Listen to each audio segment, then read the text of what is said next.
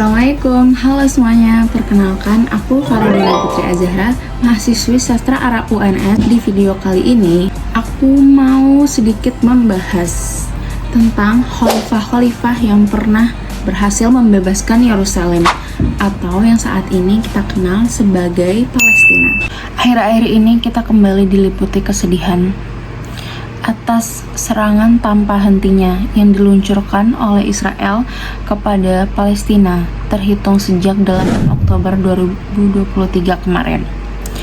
Serangan ini bermula dari 7 Oktober, yaitu pembelaan diri yang dilakukan oleh anggota Hamas, yaitu pihak dari Palestina, kepada Israel. Walaupun gencatan senjata ini akhirnya pernah dilakukan sekali sejak tiada hentinya serangan pada 8 Oktober tersebut.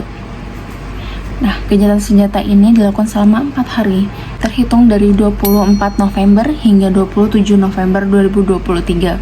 Serangan ini terus dilakukan oleh Israel tanpa hentinya atas dasar membalas perbuatan Hamas pada tanggal 7 Oktober 2023.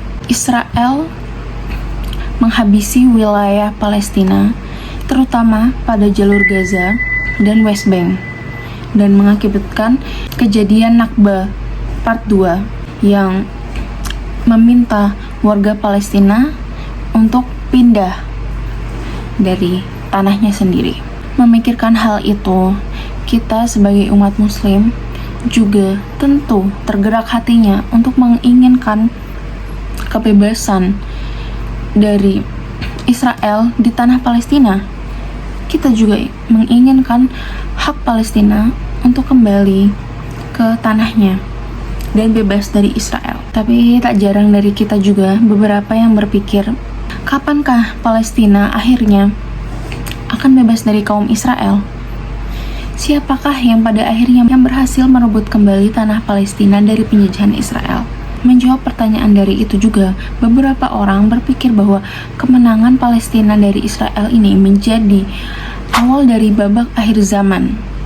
Nah, statement ini dikeluarkan sebagian orang dari rasa takut mereka jika Palestina akhirnya berhasil mendapatkan tanahnya kembali, maka saat itulah dimulainya kiamat. Nah, statement ini keluar berdasarkan salah satu hadis Nabi, yaitu Rasulullah SAW berkata kepada Abdullah bin Hawalah al-Azdi, "Wahai Ibnu Hawalah, jika engkau melihat kehilafahan telah turun di bumi Al-Maqdis, Baitul Maqdis, yaitu sekarang yang kita sebut sebagai Palestina, maka itu pertanda telah dekatnya berbagai goncangan, kegundah gulanan, dan peristiwa-peristiwa besar bagi umat manusia. Kiamat akan lebih dekat kepada mereka daripada dekatnya telapak tanganku kepada kepalamu ini."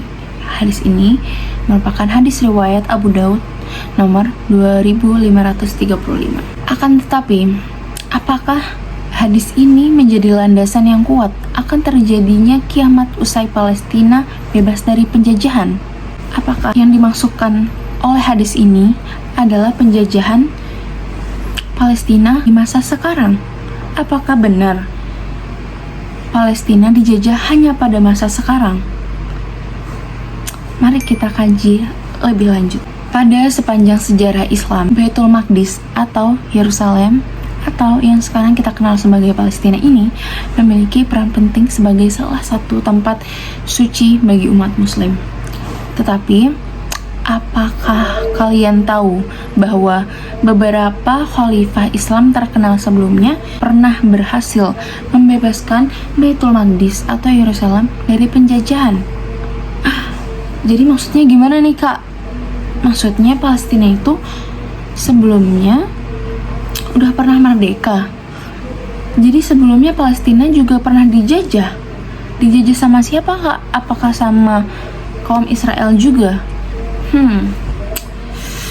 Jadi, salah satu khalifah pertama yang mencapai prestasi ini adalah khalifah kita kedua, yaitu Khalifah Umar bin Khattab pada tahun 638 Masehi. Khalifah Umar bin Khattab berhasil membebaskan Yerusalem dari tangan Bizantium keberhasilan ini mencerminkan kebijaksanaan dan kepemimpinan luar biasa Khalifah Umar.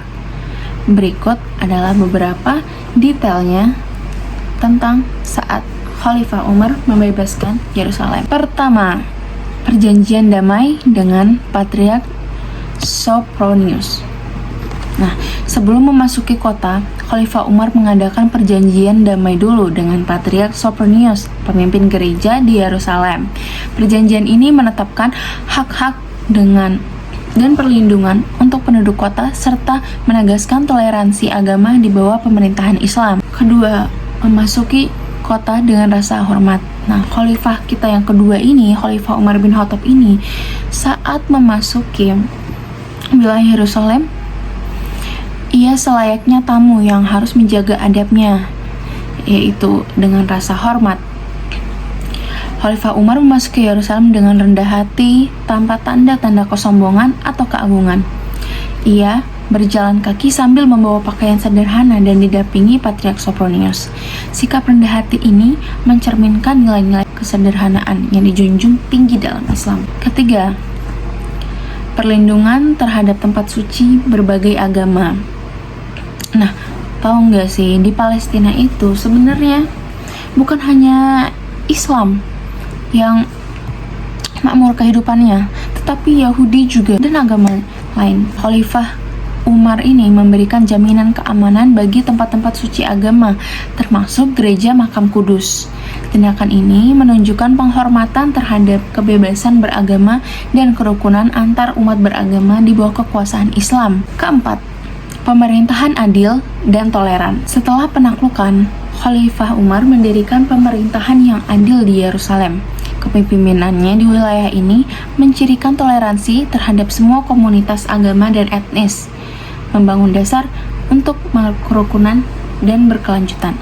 Kelima, pengakuan reputasi Khalifah Umar. Tindakan dan sikap Khalifah Umar ini selama penaklukan Yerusalem dengan sikapnya rendah hati, tidak ada kesombongan, dan dilakukan semuanya dengan damai tanpa adanya kekerasan ini diakui bahkan oleh lawan-lawannya. Ia dipuji atas kebijaksanaan, keadilan, dan sikap toleransi yang tinggi terhadap orang-orang di bawah pemerintahannya. Nah, penaklukan Yerusalem oleh Khalifah Umar ini menjadi salah satu momen penting dalam sejarah Islam, menandai pengakuan terhadap kebebasan beragama dan pemerintahan yang adil di bawah naungan Islam. Jadi selama di bawah naungan Islam ini, semua umat beragama itu hidup rukun dan sejahtera. Islam memperlakukan juga non-muslim lainnya dengan baik sehingga diakui pemerintahannya. Selanjutnya, yang kedua, Khalifah Salahuddin Al-Ayyubi. Khalifah Salahuddin Al-Ayyubi ini berhasil menaklukkan Yerusalem pada abad ke-12. Nah, ia ini memainkan peran kunci dalam merebut kembali Baitul Maqdis dari tangan tentara Salib selama Perang Salib yang sangat terkenal sampai saat ini. Salahuddin Al-Ayyubi yang juga dikenal sebagai Saladin adalah sosok yang penuh keberanian dan strategi dalam memimpin Perang Salib dan berhasil membebaskan Yerusalem pada tahun 1187. Dan berikut adalah beberapa detail tentang Salahuddin Al-Ayyubi yang berhasil merebut kembali Yerusalem di Perang Salib. Yang pertama, pertempuran Hittin. Nah, pertempuran Hittin ini dilakukan pada 4 Juli 1187. Salahuddin Al-Ayyubi mencapai kemenangan krusial dalam pertempuran Hittin melawan pasukan Salib. Kemenangan ini membuka jalan bagi penaklukan Yerusalem karena pasukan Salib yang kuat ini dipikul mundur sama Salahuddin Al-Ayyubi. Kemudian kedua, pengepungan Yerusalem. Setelah pertempuran Hittin, Salahuddin kembali memimpin pasukannya menuju Yerusalem dan memulai pengepungan kota. Ketekunan dan strateginya ini dalam pengepungan akhirnya membawa kemenangan bagi pasukan Muslim. Yang ketiga, penghormatan terhadap kehidupan dan properti. Salahuddin ini dikenal atas etika perangnya yang tinggi. Setelah berhasil merebut Yerusalem, ia memberikan aman kepada warga sipil dan melindungi tempat-tempat suci dari kerusakan atau penjarahan. Ini mencerminkan prinsip-prinsip etika perang Islam. tidak seperti sekarang yang dilakukan oleh Israel.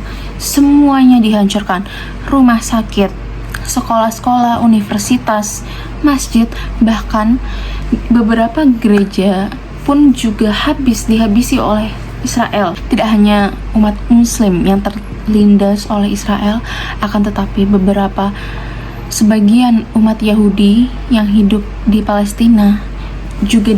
Kemudian 4. Penyelamatan kehormatan musuh. Salahuddin ini memperlihatkan keadilan dan kelembutan terhadap pasukan salib yang menyerah. Ia memberikan perlakuan manusiawi terhadap tawanan perang, menjadikannya tindakan tersebut sebagai contoh etika dan keadilan dalam konflik. Kemudian yang kelima, yaitu pemberdayaan rakyat Yerusalem. Setelah penaklukannya, Salahuddin ini melibatkan komunitas Muslim, Kristen, dan Yahudi dalam pemerintahan dan administrasi kota. Jadi walaupun memimpin itu adalah pemerintahan Islam, akan tetapi warga-warga sipilnya yang lainnya dari Kristen, Yahudi juga turut ikut andil.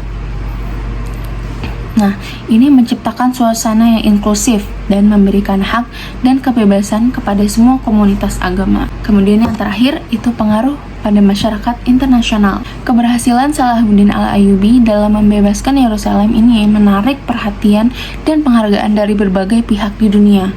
Ia diakui sebagai pemimpin yang bijaksana dan pemberani, bahkan oleh lawan-lawannya di kubu salib. Kisah pembebasan Yerusalem ini menciptakan warisan yang mendalam dalam sejarah Islam dan menunjukkan kebijaksanaan, keadilan, dan keberanian seorang pemimpin yang memimpin dengan prinsip-prinsip moral dan etika yang tinggi atas dasar landasan Islam. Kemenangan Salahuddin pada pertempuran Hittin tahun 1187 ini membuka jalan bagi penaklukan kembali kota suci tersebut pada bulan Oktober tahun yang sama. Nah, itu dia beberapa contoh khalifah Islam yang dengan keberaniannya dan kebijaksanaannya dalam memimpin pasukan untuk membebaskan Baitul Maqdis, menjadikan mereka pahlawan dalam sejarah Islam yang diingat dengan penghargaan dan kebanggaan. Pertanyaannya, pada masa siapakah Palestina ini yang bebas dari penjajahan dan menandai akhirnya zaman? Kita tidak ada yang tahu. Semuanya tidak ada yang tahu. Yang tahu hanya Allah Subhanahu wa Ta'ala. Wallahu a'lam bishawab. Sekian dari saya. Wassalamualaikum warahmatullahi wabarakatuh.